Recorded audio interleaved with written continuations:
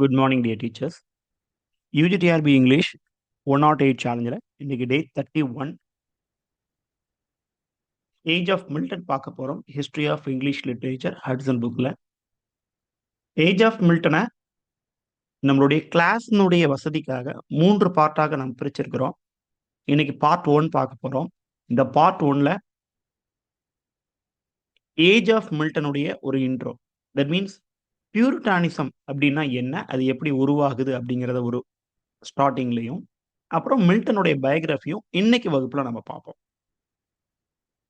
Part 2ல மில்டனுடைய writings, poetry, prose. Part 3ல other writers in the time of Milton. இப்படி 3 பகுதிகளாக பிரிச்சிருக்கிறோம்.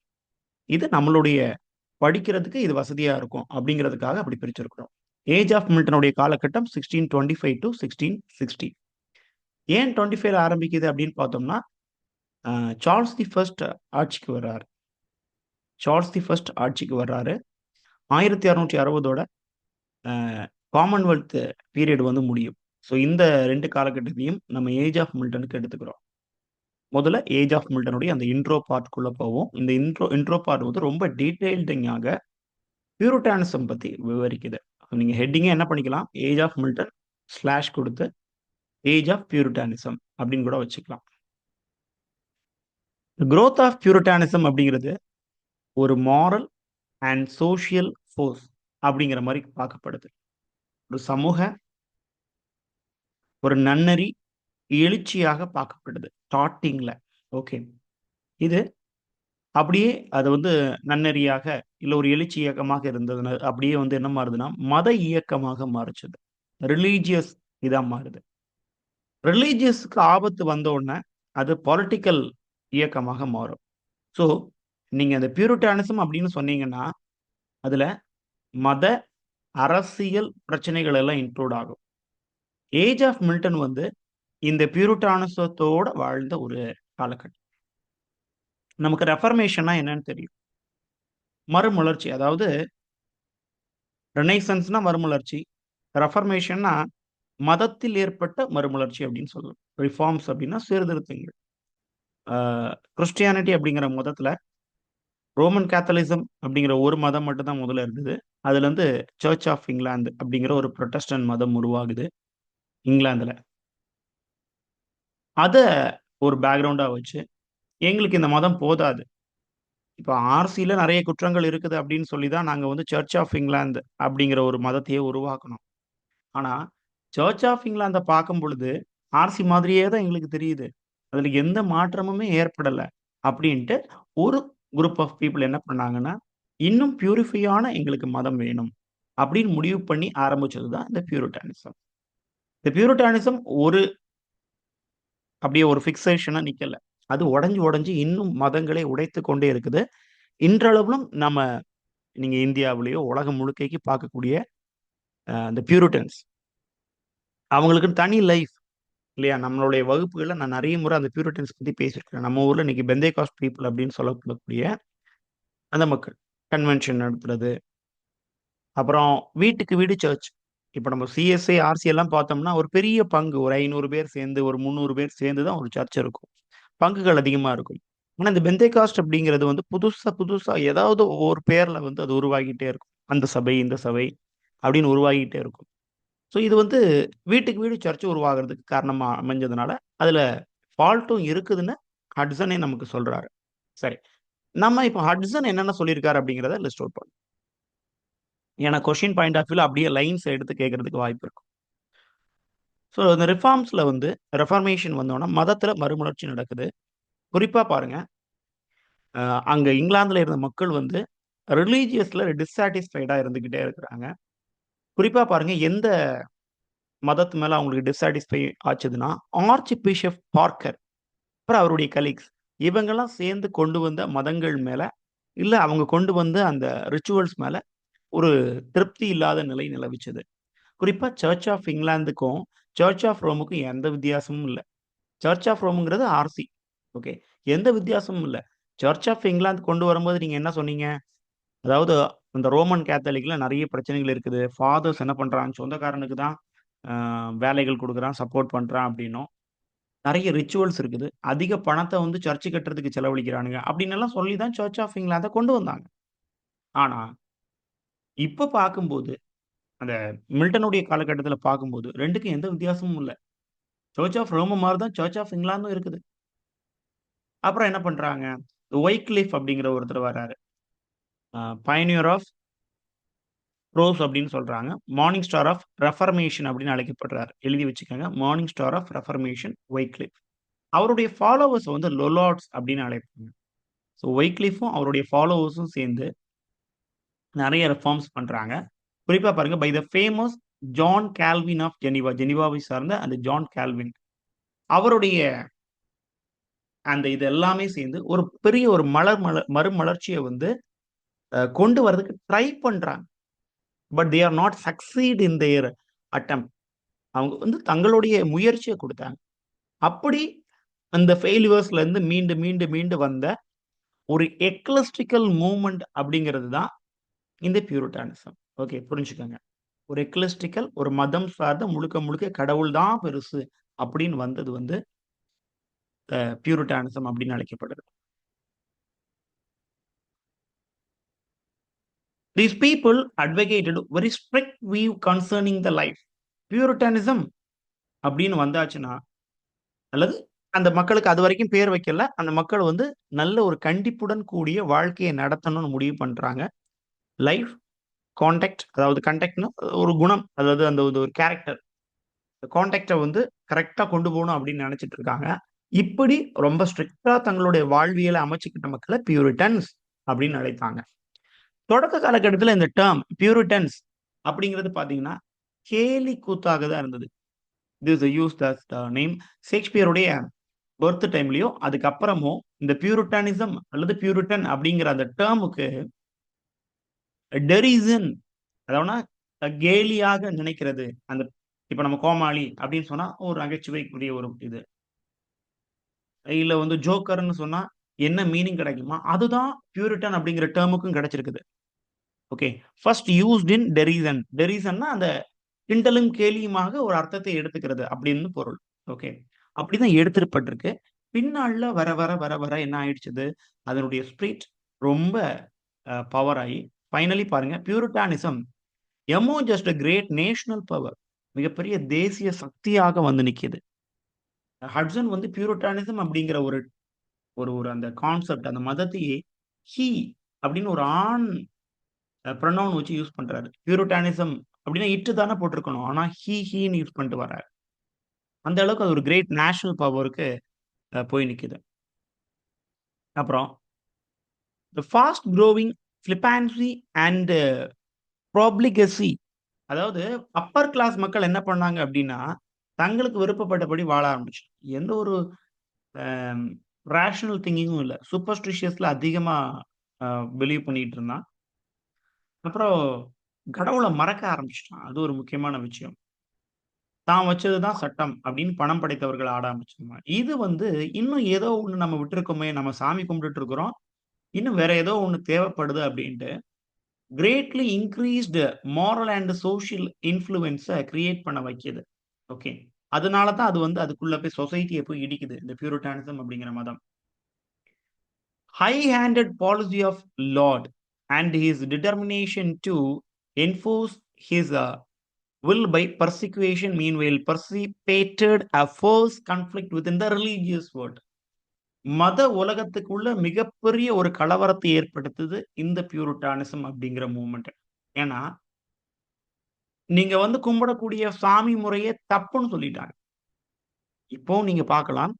பெந்தேகாஸ்ட்ல இருக்கக்கூடியவங்க மேக்ஸிமம் மக்கள் வந்து ஆர்சி மக்களோ, இல்ல சிஎஸ்ஐ மக்களா தான் இருப்பாங்க. அவங்க தான் அந்த சர்ச் வேண்டாம் அப்படின்னு இந்த சர்ச்ல போயிருப்பாங்க. இன் சம் அதர் ரிலிஜியஸ் பீப்பிளும் போயிருக்கிறாங்க. ஏன்னா, கஷ்டம்னு வந்து போச்சுன்னா கடவுள் மட்டும் தான் நமக்கு கடைசி அப்படிங்கிறது நெறைய மக்களுடைய நம்பிக்கை இன்றளவிலும். அதனால அந்த என்ன சொல்றது, கன்வர்ஷன்ஸ், மத மாற்றங்களும் குறிப்பா இந்த பெந்தேகாஸ்ட் நோக்கி மத்த மத மக்கள் போறதுக்கு மிகப்பெரிய காரணமாக இருந்தது. ரொம்ப அதீத பிடிப்பு. அப்படியே விழுந்துருவாய்ங்க, செத்துருவாய்ங்க அப்படிங்கிற மாரி. இந்த ஒரு விஜய் வந்தா, அஜித் வந்தா அந்த ரசிகர்கள் எப்படி இருப்பாங்களோ, அதே மாதிரியான ஒரு இத வந்து மதத்துக்கும் குடுக்க ஆரம்பிச்சுட்டாங்க. அவைங்கள்ட்டலாம் போய் நீங்க பேச முடியாது. ஒரு பாட்டிட்ட கூட நீங்க பேச முடியாது. கோவிட் டைம்ல நம்ம எல்லாரும் ஊசி போட்டுக்கிட்டோம் இல்லீங்களா? ஆனா அந்த பியூரிட்டன்ஸ் உங்கள சுத்தி இருக்கக்கூடிய பியூரிட்டன்ஸ் இல்ல இந்த கிளாஸ லிசன் பண்ணிட்டு இருக்கக்கூடிய 1, 2 பியூரிட்டன்ஸ் உங்களுக்கு நல்லா தெரியும். கோவிட்ல அவைங்க ஊசியே போட்டுக்கல. இல்ல சார் அதுல நெறைய கான்ட்ரோவர்சி ஊசியில இருந்ததுனால போட்டுக்கல. ஈவன் அவைங்க ரொம்ப கஷ்டப்பட்டாலும் ஹாஸ்பிட்டல் போமாட்டாய்ங்க. செத்தாலும் சாகட்டும்ன்னு சொல்லி விட்டுருவாய்ங்க. சில இடத்துல அப்படியும் நம்ம வந்து பேப்பர்ஸ்ல பார்க்க முடியுது. ஸோ, இப்படி ரொம்ப சீரியஸான ஒரு இது வந்து இப்ப இங்கிலாந்துக்கு தேவைப்படுது. ஓகே. ரொம்ப ஸ்ட்ரிக்ட்டான ஒரு ஆஃபீசர் வந்து தேவைப்பட்டாங்க. அந்த ஸ்ட்ரிக்ட்டான ஆஃபீஸர் தான் பியூரிட்டானிசம். ஓகே. சரி. இது வந்து ஏன் வந்து அரசியல் இயக்கமாக மாறுச்சுது? ரிலிஜியஸ்லயே இருந்திருக்கலாமே அப்படின்னு ஒரு கேள்வி வரும் இல்லைங்களா? அதுக்கான அர்த்தம் ஆன்ஸர் சொல்றேன் பாருங்க. அரசியல்ல 2 இனக்குழுக்கள் இருந்தது. சார்ல்ஸ் தி ஃபர்ஸ்ட் 1625ல பொறுப்பேற்கிறாரு. அப்போ காமன்ஸ் அப்படிங்கிற ஒரு குரூப். ஹவுஸ் ஆஃப் காமன்ஸ் அப்படின்னும், ஹவுஸ் ஆஃப் ராயல்ஸ் அப்படின்னும் இருந்தாங்க. அதுல ஹவுஸ் ஆஃப் காமன்ஸ்னுடைய அந்த வாய்ஸ் வந்து ஒடுக்கப்பட்டது.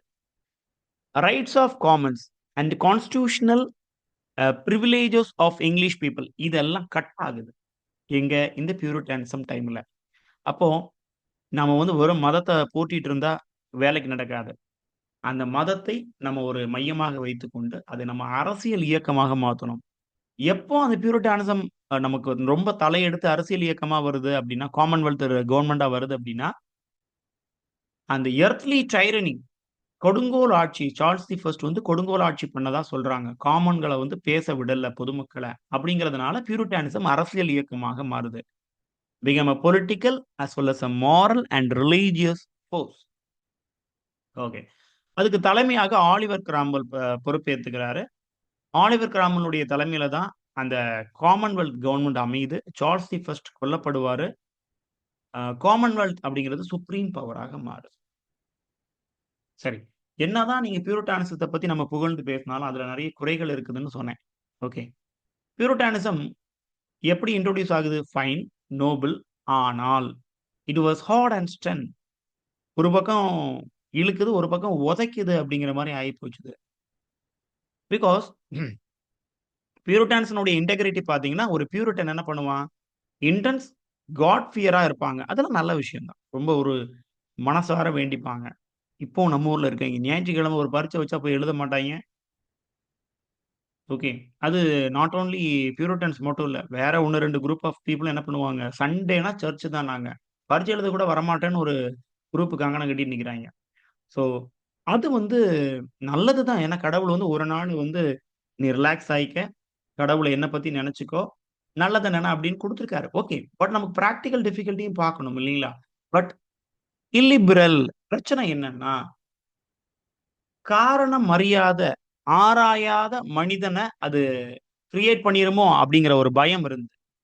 ஸோ இதெல்லாம் இதெல்லாமே வந்து அந்த அதனுடைய நல்லது கெட்டதுகள். பியூரிட்டானிசத்தினுடைய நல்லது கெட்டதுகள். குறிப்பா பார்த்தீங்கன்னா, பியூரிட்டானிசம் டிஸ்ட்ராய்ட் ஹியூமன் கல்ச்சர். மனித கலாச்சாரத்த உடைச்சிடுச்சுது. இலக்கியம் எழுதக்கூடாது அப்படின்னு சொல்லிடுச்சுது. இலக்கியத்த அதல பாதாளத்துக்கு தூக்கி தள்ளிடுச்சுது. ஏன்னா தியேட்டர்ஸ் குளோஸ் பண்ணப்பட்டது. யாரும் எழுதக்கூடாது. ஓகே. ஆனா மில்டன் மட்டும் எழுதுவாரு. அவர் வந்து பியூரிட்டன் போய்ட்டு இல்லீங்களா? அதனால அவர் மட்டும் எழுதலாம். மத்தபடி யாரும் எழுதுறதுக்கான பெர்மிஷன் கிடையாது. இப்படி பியூரிட்டானிசம் அப்படிங்கிறது கொஞ்சமா குடுத்து, நெறைய அழிக்க செஞ்சுது அப்படின்னு சொல்லுவாங்க. சரி, நம்ம இப்ப மேட்டருக்கு வந்துருவோம்.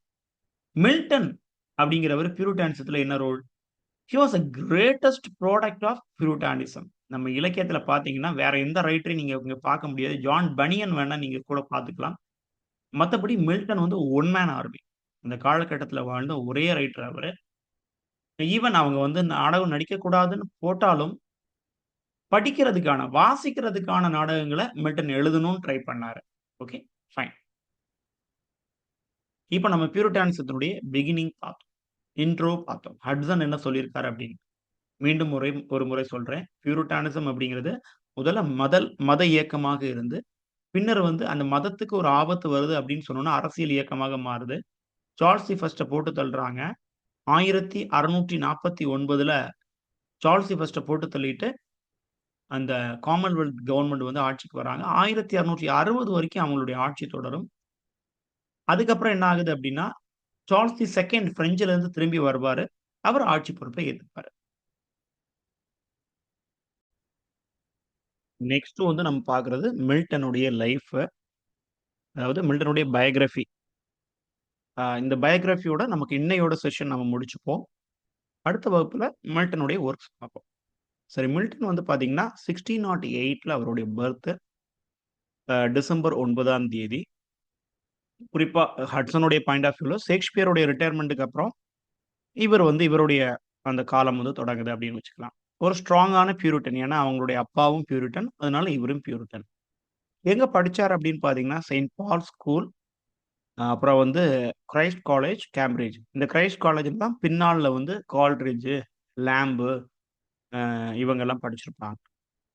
பிஏ 1629ல, எம்ஏ 1632ல வாங்குறாரு.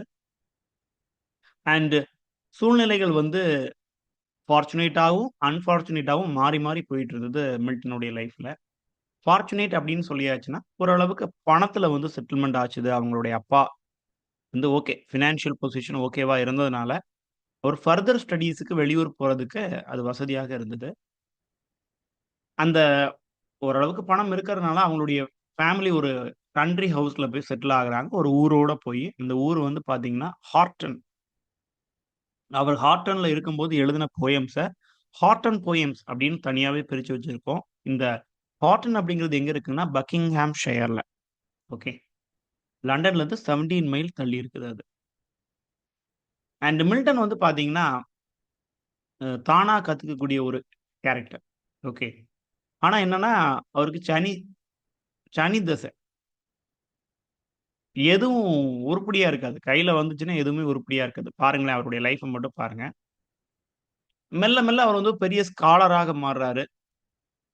Milton become a very great scholar. ஏன்னா, அந்த அளவுக்கு விஷயம் இருக்குது.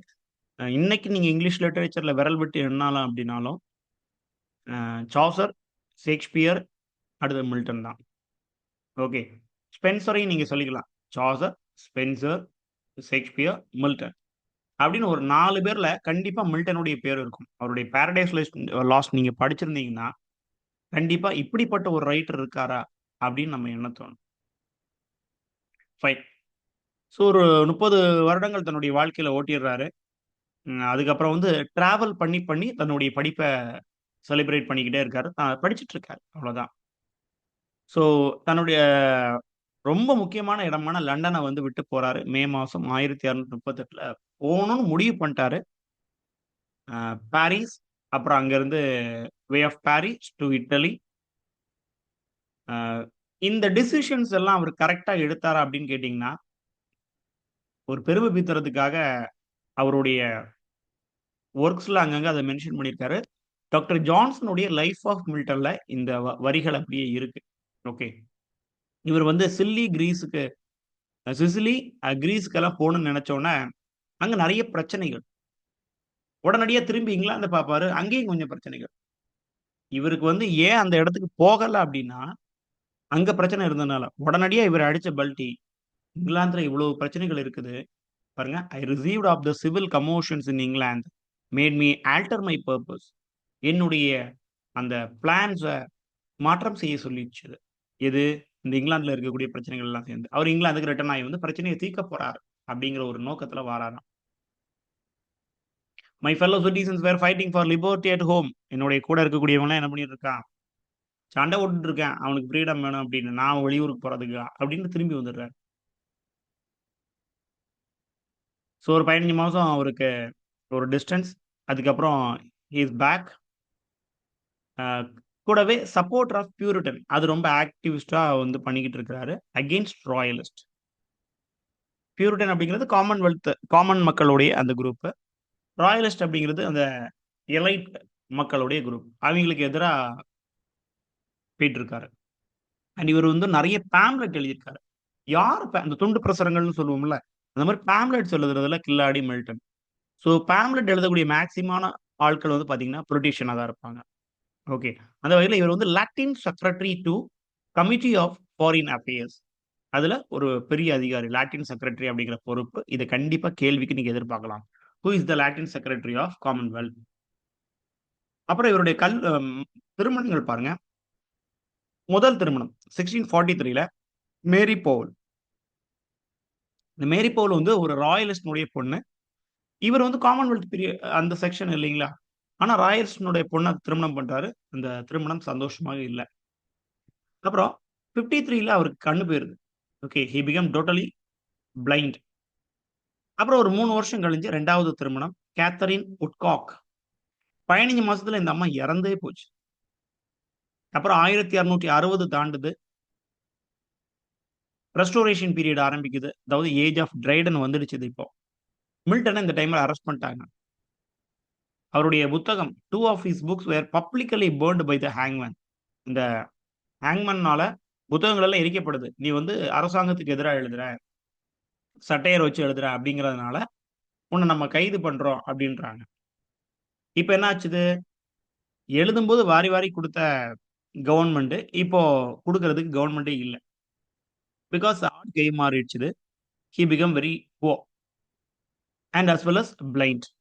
முழு கண் பார்வையும் போயி, பணமும் இல்லாம இருக்கக்கூடிய ஒரு நிலைமை வந்து மில்டனுக்கு வந்துருச்சு. 3 ஒய்ஃப் பாருங்க Elizabeth மின்ஷல்.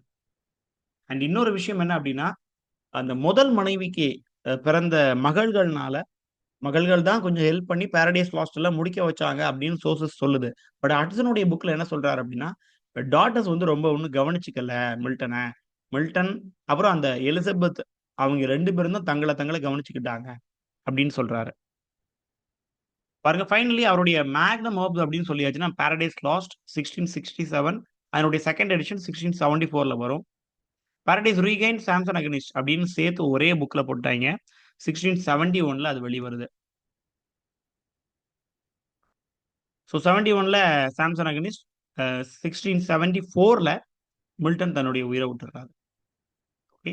8th November 8th November அவருடைய டெத்.